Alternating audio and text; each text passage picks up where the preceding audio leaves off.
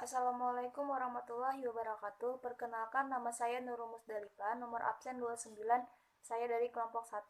Di sini saya akan menjelaskan tentang pengertian perkembangan fisik motorik. Perkembangan fisik adalah pertumbuhan dan perubahan yang terjadi pada tubuh seseorang. Perubahan yang paling jelas terlihat adalah perubahan pada bentuk dan ukuran tubuh seseorang. Perkembangan motorik adalah perubahan yang terjadi secara progresif dan kemampuan untuk melakukan gerak yang diperoleh melalui interaksi antara faktor kematangan dan latihan atau pengalaman selama kehidupan yang terlihat melalui perubahan atau gerak yang dilakukan. Masalah motorik terbagi menjadi dua. Yang pertama motorik kasar, dan yang kedua motorik halus. Motorik kasar merupakan keterampilan menggerakkan tubuh secara harmonis, seperti contohnya berlari, dan mempengaruhi perkembangan motorik halus. Yang kedua adalah motorik halus. Motorik halus tersendiri dapat diartikan sebagai keterampilan dalam mengkoordinasikan otot-otot halus seperti menggambar, mewarna, meroncek, dan lain sebagainya. Perkembangan fisik motorik juga dapat diartikan sebagai perkembangan unsur kematangan dan pengendalian gerak tubuh. Perkembangan fisik motorik juga memiliki peran sama penting dengan aspek-aspek perkembangan lainnya. Perkembangan motorik dapat dijadikan sebagai tolak ukur pertama untuk mengetahui tumbuh kembang anak. Hal ini dapat disebabkan perkembangan fisik motorik dapat diamati dengan mudah melalui panca indera, seperti perubahan ukuran pada tubuh anak. Perkembangan fisik motorik anak dapat ditandai dengan pertumbuhan fisik yang melalui peningkatan seperti berat badan, tinggi badan, lingkar kepala, dan tonus otot. Kurang optimal pertumbuhan fisik anak dapat menjadi pertanda ada sesuatu yang terjadi di dalam diri anak.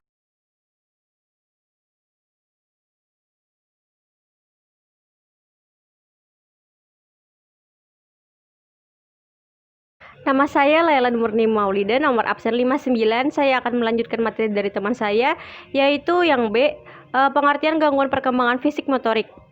Gangguan adalah halangan atau rintangan ataupun hal yang menyebabkan ketidakwajaran atau ketidaknormalan. Perkembangan fisik individu ini meliputi 4 aspek, yaitu yang pertama sistem syaraf, mempengaruhi perkembangan kecerdasan emosi. Dan kedua, otot, mempengaruhi perkembangan kekuatan dan kemampuan motorik. Yang ketiga, kelenjar endokrin, menyebabkan munculnya tingkah laku baru. Dan yang terakhir, struktur fisik atau tubuh yang meliputi tinggi badan, berat badan, dan proporsi. Aspek fisik yang paling penting adalah otak sebagai pusat dan sentral perkembangan dan fungsi perkembangan. Seperti yang sudah kita ketahui, motorik terbagi menjadi dua, yaitu motorik kasar dan motorik halus. Perkembangan motorik sangat dipengaruhi oleh organ otak karena otak yang mengontrol setiap gerakan yang dilakukan oleh anak. Semakin matangnya perkembangan sistem syaraf otak yang mengatur otot, memungkinkan perkembangan kompetensi terhadap kemampuan motorik anak. Dan sebaliknya, jika susunan syaraf otak yang mengalami gangguan, maka hal tersebut berdampak pada kemampuan koordinasi fisik motorik anak. Dalam perkembangan motorik anak, perkembangan motorik yang mengalami gangguan berarti perkembangan motorik yang berada di bawah normal umur anak. Akibatnya, pada umur tertentu, anak tidak menguasai tugas yang diharapkan kelompok sosialnya.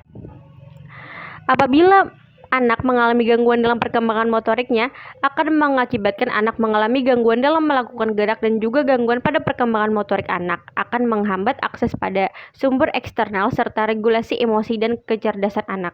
Terima kasih.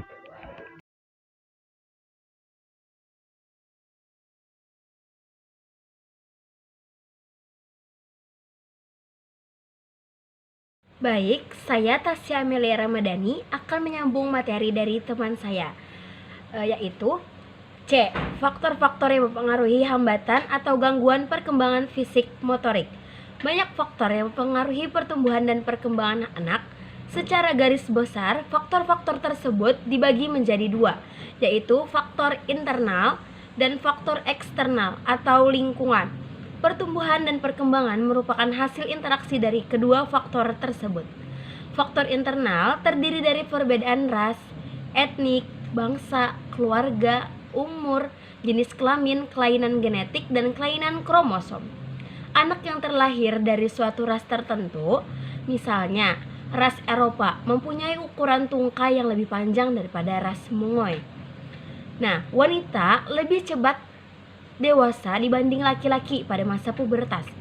Wanita umumnya tumbuh lebih cepat daripada laki-laki. Kemudian, setelah melewati masa pubertas, sebaliknya laki-laki akan lebih cepat, dan adanya suatu kelainan genetik dan kromosom dapat mempengaruhi pertumbuhan dan perkembangan anak, seperti yang terlihat pada anak yang menderita Down syndrome.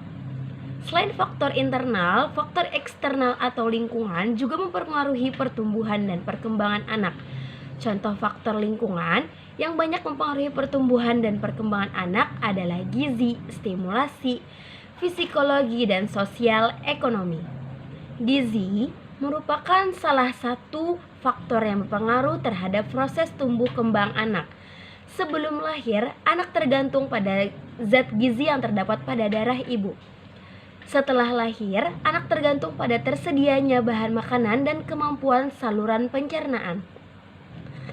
Penyebab gagal tumbuh tersebut adalah keadaan gizi ibu selama hamil, pola makan bayi yang salah, dan penyakit infeksi. Perkembangan anak juga dipengaruhi oleh stimulasi dan psikologis, rangsangan atau stimulasi khusus dalam keluarga.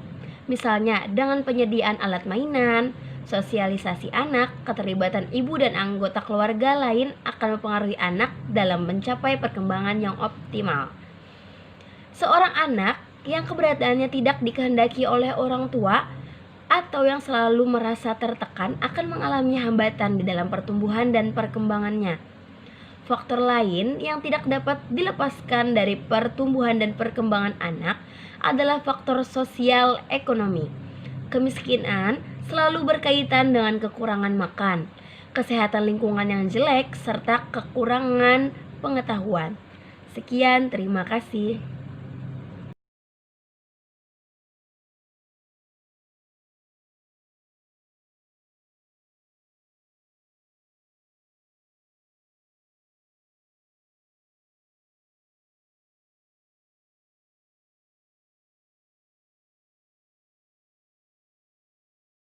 Yaitu D. Hambatan atau gangguan dalam perkembangan fisik motorik. 1. Pada gangguan dalam perkembangan fisik anak. A. Gangguan fungsi panca indera. Gangguan fungsi panca indera yang banyak menimbulkan masalah pada anak adalah gangguan pada indera penglihatan dan pendengaran. Kekurangan daya penglihatan maupun pendengaran dapat diketahui bila derajat penyimpanannya sudah cukup besar dari yang normal. Sebaliknya, apabila cara kekurangannya masih ringan, cukup sulit untuk mendeteksi kesulitan yang dihadapi anak. Yang B. Ada cacat tubuh. Apabila seorang anak mengalami cacat tubuh pada tangan atau kaki, maka perkembangannya akan mengalami gangguan karena pada masa usia dini, kemampuan tubuh sangat penting untuk menunjang perkembangannya. C. Kegemukan atau obesitas. Kegemukan anak sejak dini perlu diwaspadai karena berbahaya bagi perkembangan selanjutnya. Kegemukan dapat membahayakan kesehatan yang dapat berakibat penyakit jantung, diabetes, dan tekanan darah tinggi. Cara terbaik yang bisa dilakukan ialah mengatur pola makan dan rajin olahraga. Yang D. Ada gangguan gerakan penyeruan atau stereotip. Gejala yang tampak dari stereotip adalah gerakan motorik kasar yang disebabkan karena kebiasaan tetapi mempunyai akibat yang baik. Atau ada malnutrisi atau kurang gizi. Anak yang mengalami malnutrisi akan tampak pada penampilan fisiknya. Dibutuhkan kombinasi antara pengaturan pola makan dan asupan makanan serta kepedulian orang tua untuk melihat adanya tanda-tanda kekurangan gizi pada anak. Perkenalkan, nama saya Eva Ignatia. Saya ingin melanjutkan materi dari teman saya. Yang kedua, gangguan dalam perkembangan motorik anak. Perkembangan motorik anak terbagi menjadi dua, yaitu motorik halus dan motorik kasar. Yang pertama, gangguan dalam motorik kasar yaitu ketidakmampuan mengatur keseimbangan. Anak-anak yang mengalami kesulitan dalam mengatur keseimbangan tubuhnya biasanya juga memiliki kesulitan dalam mengontrol gerakan anggota tubuh, sehingga terkesan gerakannya ragu-ragu dan tampak canggung. Jika tidak segera ditangani, kesulitan ini akan dibawa terus oleh anak hingga mereka sekolah nanti, dan itu akan mengakibatkan masalah lain, yaitu mereka akan sulit menulis ataupun membaca. Salah satu perkembangan motorik pada anak yang perlu diperhatikan adalah kemampuan bereaksi yang semakin cepat, koordinasi mata, tangan yang semakin baik, dan ketangkasan serta kesadaran terhadap tubuh secara keseluruhan. Yang kedua, gangguan dalam motorik halus, yaitu belum bisa menggambar bentuk yang bermakna. Kegiatan menggambar merupakan hal yang menyenangkan bagi sebagian anak. Jika anak belum dapat menggambar beberapa bentuk yang tergabung dengan baik menjadi satu bentuk yang lebih bermakna, maka kemampuan anak dalam mempersepsi apa yang ada di sekitarnya perlu dipertanyakan. Dan anak belum bisa mewarnai dengan rapi. Salah satu cara untuk melatih motorik halus anak ialah memberi gambar yang menarik untuk diwarnai. Dan hal yang perlu diperhatikan yaitu jika anak enggan untuk mewarnai, cobalah melatih kesabarannya dengan menyelesaikan suatu pekerjaan hingga tuntas sebelum beralih ke pekerjaan lain. Berikut ini beberapa contoh gangguan perkembangan fisik motorik yang nampak pada anak usia dini, baik motorik halus maupun motorik kasar. Yang pertama, berat badan yang tidak normal dalam perkembangan koordinasi motorik, yang disebabkan oleh retardasi mental, gangguan neurologis yang didapat maupun kongenital. Yang kedua, gangguan ini bisa bersamaan dengan kesulitan bicara. Yang ketiga, bayi tidak bisa merangkak, atau kalaupun bisa merangkak itu seperti merayap. Yang keempat, bila duduk, posisi kaki bayi itu membentuk huruf W. Yang kelima, anak tampak aneh dalam berjalan, sering jatuh, tersandung, dan menabrak. Yang keenam, lambat belajar berlari, melompat, dan naik turun tangga. Yang ketujuh, kesulitan mengikat sepatu. Kedelapan, kesulitan memasang dan melepas kancing atau melempar dan menendang bola, serta menangkap bola. Yang kesembilan, anak tampak lamban dalam gerakan halus maupun gerakan kasar. Yang kesepuluh, benda yang dipegang sering jatuh. Yang ke-11, tidak pandai menggambar dan tulisannya sangat jelek. Yang ke-12, sering dijumpai kesulitan belajar atau bersekolah. Dan yang ke-13, pada beberapa kasus dijumpai adanya riwayat komplikasi perinatal, misalnya berat badan lahir rendah. Dari materi saya akan dilanjutkan oleh teman saya.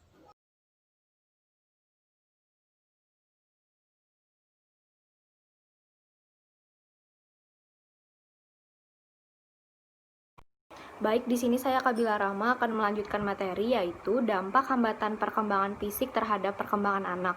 Dalam proses perkembangannya, perkembangan fisik itu akan mempengaruhi kemampuan motorik anak. Perkembangan fisik lazimnya ditandai dengan perubahan pada tinggi, berat badan, dan juga perkembangan otaknya. Jika perkembangan fisik anak berkembang dengan baik, tentu saja akan berpengaruh pada keterampilan motoriknya. Begitupun dengan anak yang perkembangan fisiknya mengalami gangguan, maka akan berdampak pula pada terganggunya kemampuan motorik anak. Gangguan fisik dan motorik anak yang mengalami kelainan atau cacat yang menetap pada alat gerak sedemikian rupa sehingga memerlukan pelayanan pendidikan Untuk mengatasi gangguan perkembangan sejak dini, diperlukan pemeriksaan yang diawali sejak dalam kandungan, serta asupan gizi yang harus diperhatikan oleh sang ibu. Adapun hal yang dapat kita lakukan agar menjadikan keterbatasan tersebut bukan suatu kekurangan adalah yaitu memberikan motivasi dan juga pendidikan bagi penyandang keterbatasan fisik dan lainnya, agar mereka mempunyai kemampuan selayaknya orang yang memiliki perkembangan. Lalu, Harlock memaparkan pengaruh gangguan perkembangan motorik terhadap perkembangan individu itu sebagai berikut. A. Dengan adanya gangguan pada keterampilan motorik, anak tidak dapat menghibur dirinya dan memperoleh perasaan senang. Seperti anak menjadi murung karena tidak memiliki keterampilan memainkan boneka, melempar, dan menangkap bola, atau memainkan alat-alat mainan yang ia sukai. B. Tanpa keterampilan motorik, anak tidak dapat beranjak dari kondisi tidak berdaya pada bulan-bulan pertama dalam kehidupannya ke kondisi yang independen. Anak tidak dapat bergerak dari satu tempat ke tempat lainnya dan tidak dapat berbuat sendiri untuk dirinya. Kondisi ini akan menurunkan perkembangan rasa percaya dirinya. Lalu C. Dengan adanya gangguan perkembangan motorik, anak tidak dapat menyesuaikan dirinya dengan lingkungan sekolah. Pada usia prasekolah atau usia kelas awal-awal sekolah dasar, anak tidak dapat menulis, menggambar, melukis, dan baris berbaris seperti kebanyakan anak normal lainnya. Lalu D. Perkembangan motorik yang tidak normal memungkinkan anak tidak dapat bermain atau bergaul dengan teman sebayanya, bahkan dia akan terkucilkan atau menjadi anak yang terpinggirkan.